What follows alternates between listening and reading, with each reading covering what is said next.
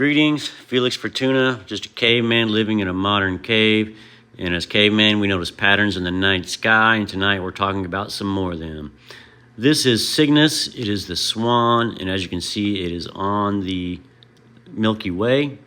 This is one of the myths where the Swan is connected to the Cygnus of Zeus to seduce Leda, wife of Tyndareus, king of Sparta. Zeus took the form of a swan. The offspring from his union were Polydeuces and Castor, who were represented as the constellation Gemini, and her beautiful Helen, Helen of Troy, but also Clytemnestra was Helen's sister. So again, an image of Cygnus on the Milky Way. And of course, Deneb is the brightest star in the constellation, and it means the tail. And here is Cygnus in this neat little house, but you know, they don't have them neat little houses. They are connected sometimes. And here Deneb is, or Cygnus is with Deneb and Albiero, the tail and the head, and the Swan mapped out with Lyra. This is Pegasus over here. Lyra, Draco would be just above her. And this one's a little better with Cygnus, Lyra, Hercules, Draco, King Cepheus, Cassiopeia. This is Pegasus, and these others are not Ptolemy's original 48. And Ptolemy's original 48 are the only ones that we want to talk about, which would be, in this would be Pegasus, Cygnus, Cepheus, Cassiopeia, Draco, Hercules, Lyra.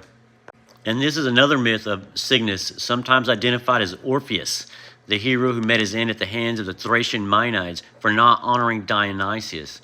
After his passing, Orpheus was transformed into a swan and placed next to his lyre in the sky. The lyre is neighboring constellation Lyra.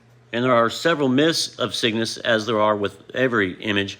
And in this one, Phaeton and Cygnus were racing each other across the sky when they came too close to the sun. And the chariots burned up and they both fell to earth. Cygnus eventually came to and could not find his friend's body, but he did discover it, and it was trapped at the bottom of the Eridanus River, the descending river.